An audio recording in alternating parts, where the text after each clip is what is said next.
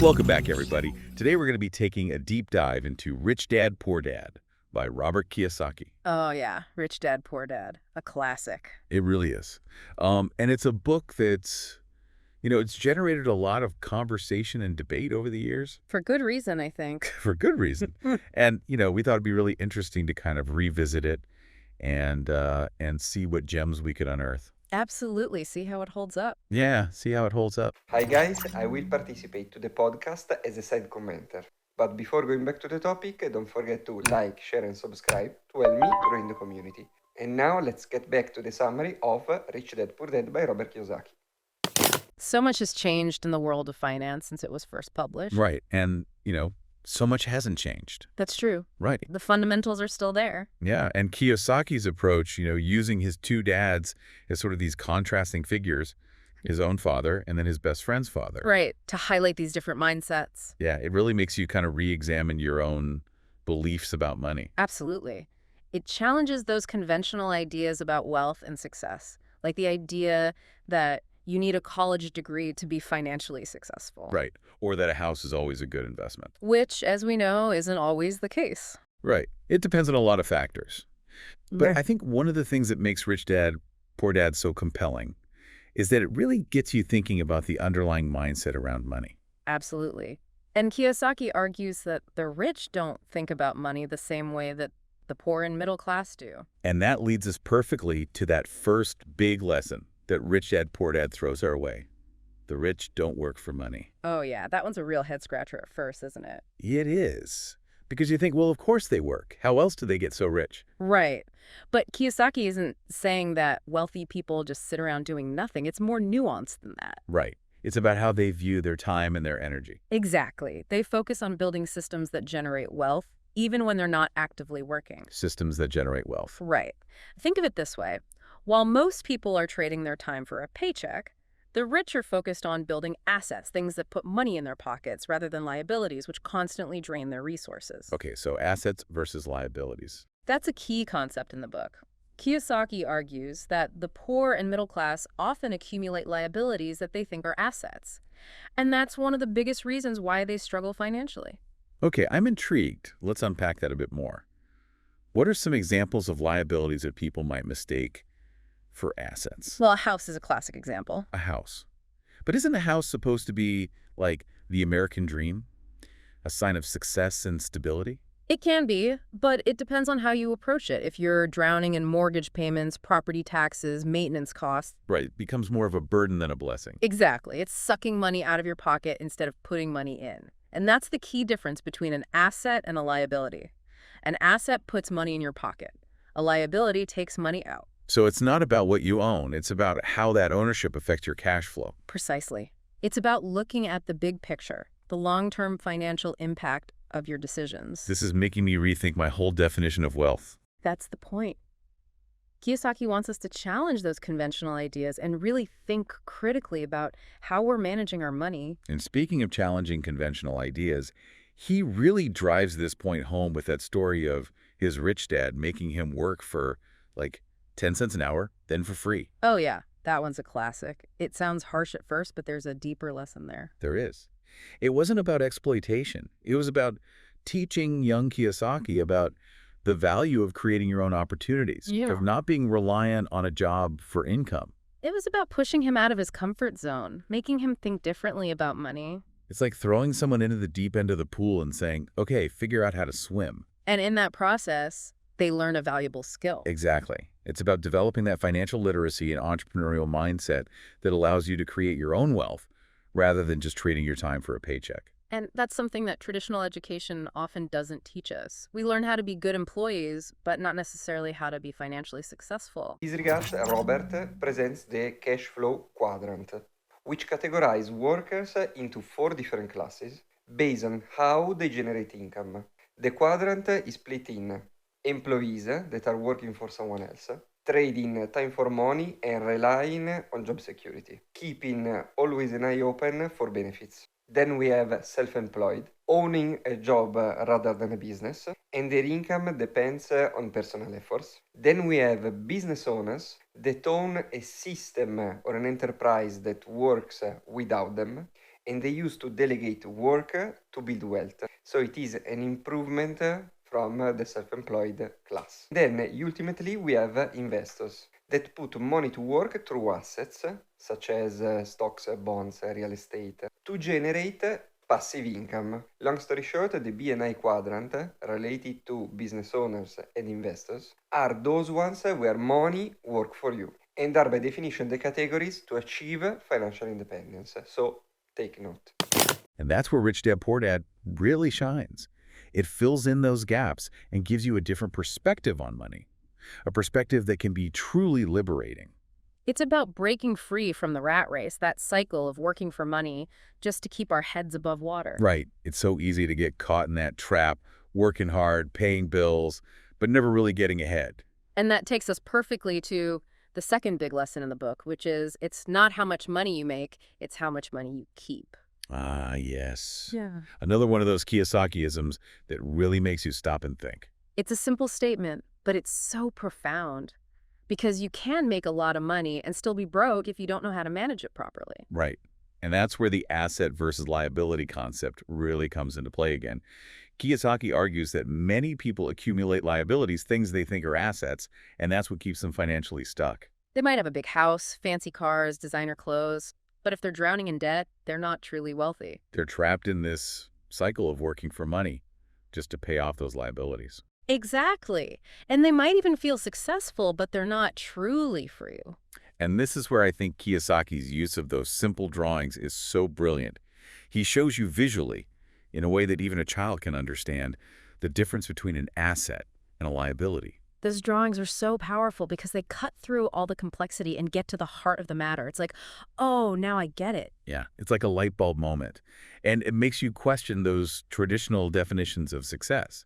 It's not about keeping up with the Joneses or having all the latest gadgets. It's about building a solid financial foundation, one that's based on assets that generate income and wealth. And that leads perfectly into the third lesson that Rich Dad, Poor Dad throws our way, which is mind your own business. Ah, yes. Another one that can be a bit misleading at first glance. What exactly does he mean by mind your own business? Right, because it sounds like he's saying, don't be nosy or stay out of other people's affairs. But that's not it at all. When Kiyosaki says mind your own business, he's talking about building your asset column. It's about having your money work for you, even if you have a 9-to-5 job. Okay, so it's not just about starting your own business, though that can certainly be a part of it. Right. It's about having multiple streams of income, investments that are generating wealth, even when you're not actively working. And this is pretty much in line with what Warren Buffett used to say, that if you don't find a way to make money while you sleep, you will work until you die. So even if I love my job, I should still be thinking about building assets on the side. Exactly. It's about creating financial security and options for yourself. It's about not being solely reliant on your employer for income. So it's about diversifying your income streams. And that can look like a lot of different things: investing in real estate, building a side hustle, creating intellectual property. Exactly. The key is to be proactive and to start building those assets as early as possible. Because the sooner you start, the more time you have for that compound interest to work its magic. Exactly. And that's something that Kiyosaki emphasizes throughout the book, the power of time and the importance of starting early. He uses a really interesting example to illustrate this: Ray Kroc and McDonald's. Oh yeah, that one's a classic. What do burgers and fries have to do with minding your own business? Right. It seems like a bit of a stretch at first. But when you understand Kroc's strategy, it makes perfect sense. See, while most people saw McDonald's as just a fast food chain, Kroc's real focus was on the real estate. He was acquiring the land underneath each franchise. So his real business was real estate, not just burgers. That's brilliant. Exactly. And it highlights the importance of thinking outside the box, of finding unconventional ways to build wealth. Because sometimes the most obvious opportunities aren't always the best ones. It's about seeing the bigger picture and understanding the underlying value. And that requires financial education and a willingness to think differently. Right. It's not just about working hard. It's about working smart. It's about using your financial intelligence to create wealth. Let's pause for a minute because now it's absolutely critical to introduce the 4 pillars driving financial intelligence. That are, number 1, accounting, that is boring but absolutely necessary, since you need to know the rules of the game and the language of money. Number 2, law, because every deal is subject to specific regulation and covenant, and you need to be aware of legal consequences just in case you break a deal or your counterparts are in breach. Right? Then we have number 3, market understanding, notably with regards to investors' behaviors and grasping the trends, leading to number 4, investing, to be able to understand where to allocate your money, what asset class to choose, and the time horizon, always according to your risk profile. Going back to the podcast. And that brings us to the fourth lesson, which can be a bit daunting for some: the history of taxes and the power of corporations. Yeah, I can see how that one might make people's eyes glaze over. It's not exactly the most exciting topic, but it's incredibly important, because understanding how taxes and corporations work can have a huge impact on your financial well-being. Right. Especially if you're an entrepreneur or a business owner. Exactly. Kiyosaki's point isn't to advocate for complicated tax avoidance schemes or anything shady. He's just highlighting that the wealthy often use corporations strategically to manage their tax burden and protect their assets. So it's about understanding the rules of the game and using them to your advantage, not just blindly accepting whatever tax bill comes your way. Exactly. And it's about being proactive and seeking out professional advice when needed. You don't have to be a tax expert, but you should at least have a basic understanding of how the system works. And Kiyosaki also throws in this concept of the 3 powers: the sword, the jewel, and the mirror. Oh yeah, those are interesting metaphors. The sword represents physical force, the jewel represents wealth, and the mirror represents self-knowledge. And he argues that all 3 are important, but the most powerful of all is the mirror, self-knowledge. Because without self-awareness, without understanding your own strengths and weaknesses, your fears and motivations, you're more likely to make financial mistakes. It's like that ancient wisdom, know thyself. Exactly. And it's a journey that we all have to take, because the more we understand ourselves, the better equipped we are to make sound financial decisions. So we've got the sword, the jewel, and the mirror. 3 powerful tools for navigating the financial world. Absolutely. And speaking of tools, that leads us to the 5th lesson: the rich invent money. This one seems particularly exciting. It sounds like it's about creativity and seeing opportunities where others don't. You got it. Kiyosaki shares a fascinating story about Alexander Graham Bell and Western Union to illustrate this point. Okay, I'm all ears. Tell me about Bell and Western Union. Well, Bell offered Western Union his telephone patent for a measly $100,000, and they turned him down. Wait, what? They turned down the telephone? That seems crazy in hindsight. It does, doesn't it? But at the time, they couldn't see the potential. They were too focused on their existing business, the telegraph. And they missed out on what would become a multi-billion-dollar industry. Exactly. And that's what Kiyosaki means by inventing money. It's about seeing opportunities that others miss, about having the vision and the courage to create something new. It's about not being afraid to take risks and to think outside the box. And it's about being resourceful, about finding ways to turn lemons into lemonade, or in Kiyosaki's words, lemons into millions. So it's not just about having money. It's about having that financial intelligence and entrepreneurial spirit. Exactly. It's about being a problem solver, a creator, an innovator. And that's something that anyone can develop, regardless of their background or financial situation. Absolutely. It's about adopting the right mindset and then taking action. Which brings us to the 6th lesson, which seems to be a recurring theme throughout Rich Dad, Poor Dad. Work to learn, don't work for money. Ah, yes, another one of those Kiyosaki-isms that really makes you stop and think. It does. Because most of us are taught from a young age that the goal is to get a good job, work hard, and earn a steady paycheck. Right. And that's not bad advice, necessarily, but Kiyosaki is challenging us to think bigger. To see work as an opportunity for growth and learning, rather than just a means to an end. Exactly. His rich dad was a big advocate for this. He believed in the power of becoming a Swiss Army knife, adaptable and valuable in various situations. So it's not just about specializing in one area. It's about developing a diverse skill set. Exactly. Because the more you know, the more valuable you become, and the more options you have. And Kiyosaki himself followed this advice. He worked for Xerox, but while doing that, he was also building his real estate business on the side. Right. He was using his job as a learning opportunity, gaining experience in sales, marketing, and finance, all while building his own asset column. It's a great reminder that even while earning a paycheck, you can be strategically investing in your future, acquiring the knowledge and skills that will eventually lead to financial freedom. Exactly. It's about playing the long game, having that vision for where you want to go, and then taking consistent action to get there. So we've now gone through all 6 key lessons from Rich Dad, Poor Dad, and it's a lot to digest. But before we move on, I'd love to dive a bit deeper into some of these concepts. Absolutely. Let's unpack some of these ideas and see how they can be applied in practical ways. I think that'll be really helpful for our listeners because, these concepts are great in theory, but how do we actually put them into practice in our own lives? Yeah, let's get down to the nitty-gritty. All right, let's do it. Okay, so we're back and ready to dig a little deeper into some of these concepts from Rich Dad, Poor Dad. Absolutely. There's a lot to unpack here. There is, and one of the lessons that really stood out to me was lesson 4, the one about taxes and corporations. Yeah, that one can seem a bit intimidating, especially if you're not a business owner. It can. It's like, oh, great, now I have to learn about taxes too. But Kiyosaki's point isn't to make us all become tax experts or anything like that. Right. It's more about awareness and understanding the system so you can use it to your advantage. So it's not about evading taxes, it's about being smart and leveraging legal strategies. Exactly. He argues that corporations can offer certain tax advantages, like deducting business expenses, writing off investments, and potentially being subject to lower tax rates than individuals. But of course, it's important to consult with tax professionals and operate within the bounds of the law. Absolutely. Always get professional advice before making any major financial decisions, especially when it comes to taxes. Right. It's about being proactive and educated rather than just reacting to whatever tax bill you receive. Exactly. Take control of your financial situation, make informed decisions. This brings up an interesting point, though, doesn't it? Doesn't this seem to favor the wealthy? Like the system is kind of tilted in their direction. It's a valid observation.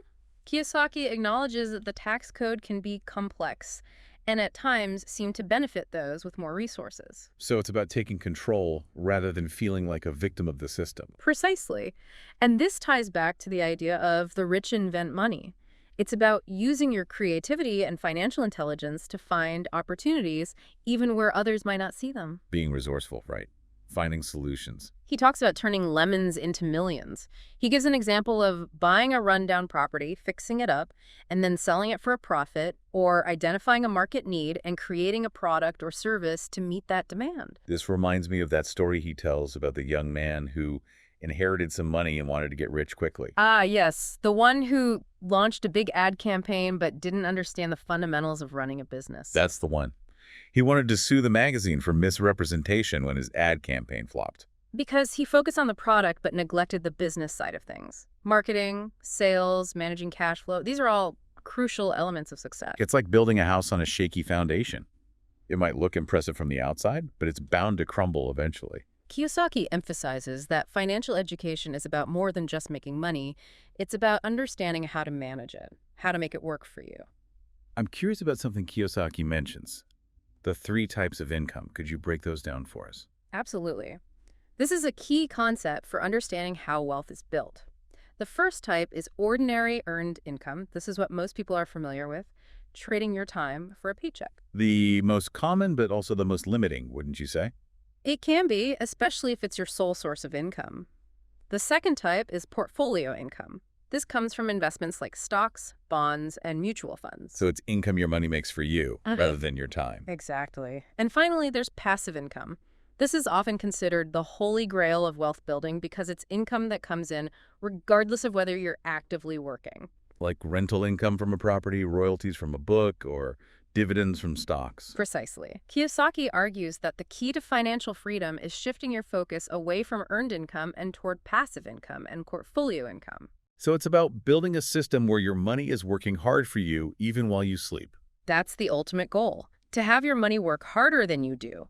But even with all this knowledge, there are still obstacles that can prevent people from achieving financial success.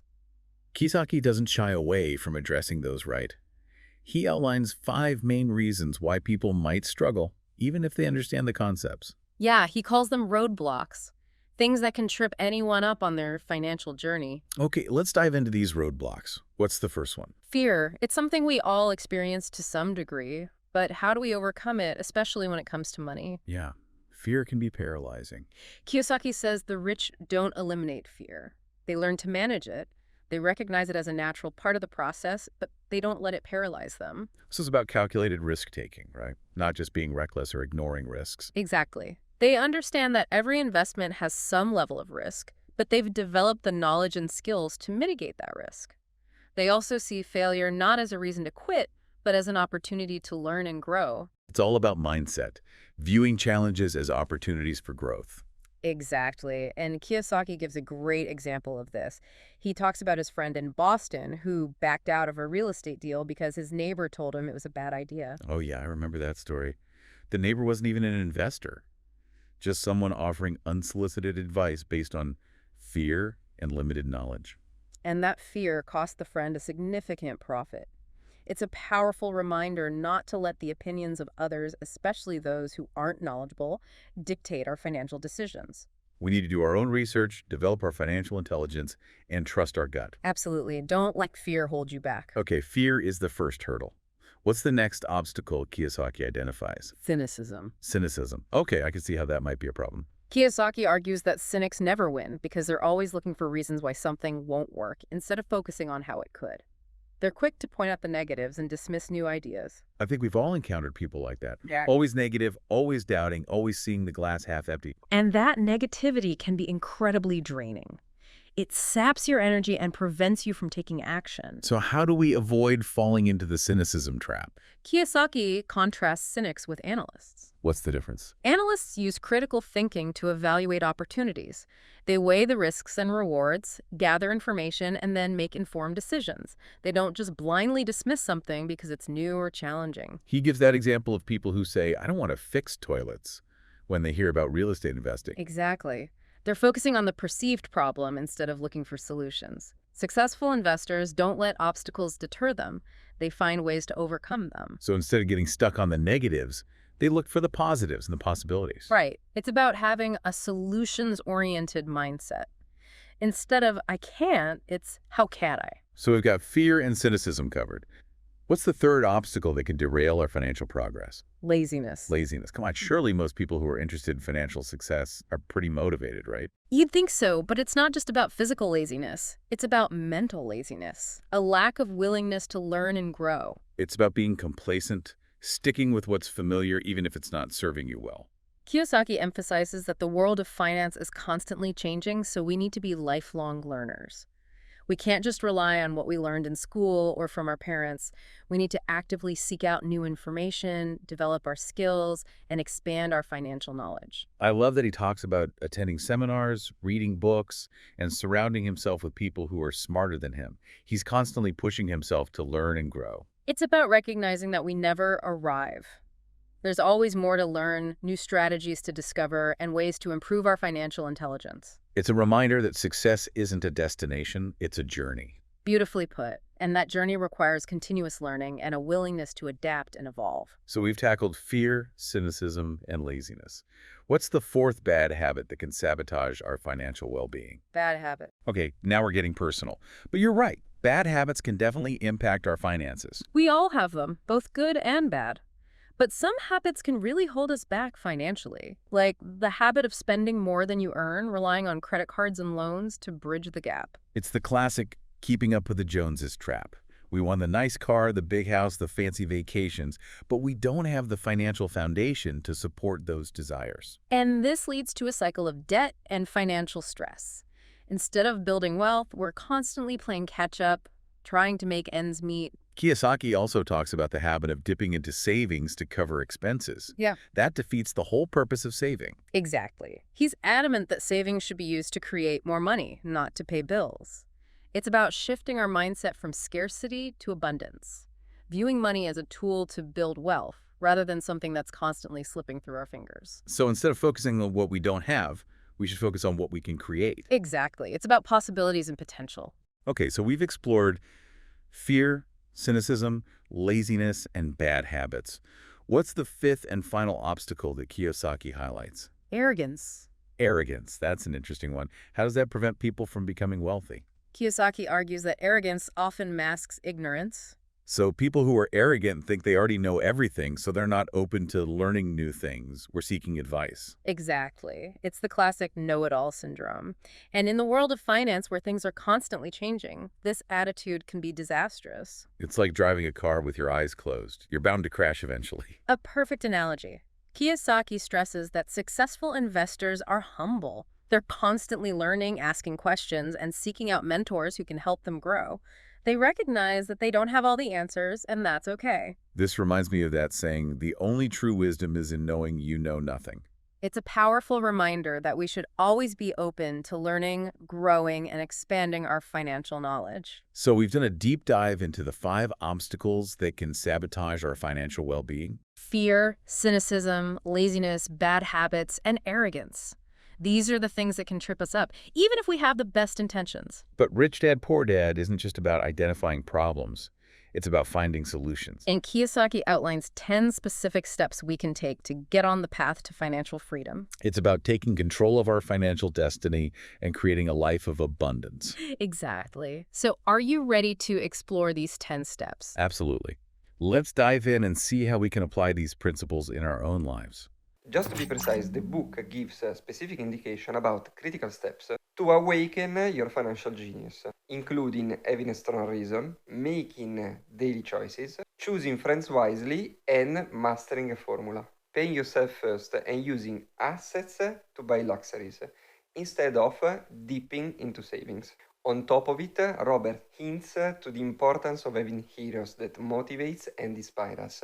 And last but not least, the importance of giving. Because the more you give to the others, the more you receive by means of the reciprocity principle. And just to wrap it up, my 4 favorites are the following. Number 1, stop and assess. Stop doing what you are doing for 1 second and take a break. This allows you to understand what is working and what is not working. Number 2, importance of learning. So we have to be careful about what we learn because we become what we put in our head. Number 3, pay yourself first. This point has been picked by Robert from another book. That is The Richest Man in Babylon, highly suggested. Advocating to set aside part of your income on a recurrent basis for your investments, say 10% on average. Here, Roberts increases the stake, saying that the fear of owing money to the government or other people can be a source of motivation, inspiring us to find other sources of business and income. And this is a nice way to see it, turning something bad into something positive. Entailing, among other things, quite a lot of discipline if you think about it. Moving then to number 4, the importance of giving. Whereas Kiyosaki says that whenever you feel short of something, we should give what we want first, because by doing so, it will come back in buckets. And this is quite a nice idea. It's amazing how Rich Dad, Poor Dad takes these concepts that might seem intimidating, like taxes and corporations, and breaks them down in a way that makes you feel empowered rather than overwhelmed. That's Kiyosaki's genius, I think. Yeah. He doesn't dumb things down, Right. but he explains them in a really relatable way. Yeah. Using stories and analogies that stick with you. He's also really good at challenging conventional wisdom. Oh, absolutely. Like the idea that a house is always an asset. Yeah. He makes you stop and think, wait, is this actually working for me or am I working for it? It's about shifting your perspective. Yeah. Questioning those assumptions we often take for granted. Yeah. And one of the things I appreciate about Rich Dad, Poor Dad is that it's not just about theory. Right. He provides concrete steps we can take to start putting these principles into action. Absolutely. Those 10 steps are a great roadmap for anyone who's serious about achieving financial freedom. It's not just about making money. It's about developing the right mindset, Right. habits, and skills. Like finding your why. Yeah. That deeper purpose that drives you. And making daily choices that align with your goals. Surrounding yourself with positive influences, people who inspire and support you. Mastering a formula, and then having the humility to keep learning and adapting. It's a holistic approach to building wealth. It is. Recognizing that it's not just about money, it's about personal growth and development. Yeah. Now, some people might criticize Rich Dad, Poor Dad for oversimplifying things or for promoting kind of a materialistic view of success. There's definitely been some debate about that. Right. And it's true that Kiyosaki does place a lot of emphasis on acquiring assets and building wealth. But I think it's important to remember his underlying message. Which is? Financial literacy is about empowerment. Yeah. It's about having the knowledge and the skills to create the life you want. To have choices and options. Do not be a slave to the system. It's about breaking free from that rat race mentality. Right? And designing a life where you're in control. Exactly. And for some people, that might mean building a traditional business and acquiring lots of assets. Right. For others, it might mean having enough financial security to pursue their passions or to make a difference in the world. It's about using your financial intelligence to create a life that's meaningful and fulfilling for you. Yeah. And that's something I think everyone can get behind. Absolutely. So as we wrap up our deep dive into Rich Dad, Poor Dad, what's one key takeaway you'd like to leave our listeners with? I'd say this. Financial freedom is within your reach. Okay. It's not a matter of luck or circumstance. It's about making a conscious decision Yeah. to educate yourself, Yes. develop the right habits, Right. and take action. It's about taking control of your financial destiny and creating a life of abundance, however you define that. And remember, the journey starts with a single step. Right. So what's one action you can take today to move closer to your financial goals? Start small, be consistent, and don't be afraid to ask for help along the way.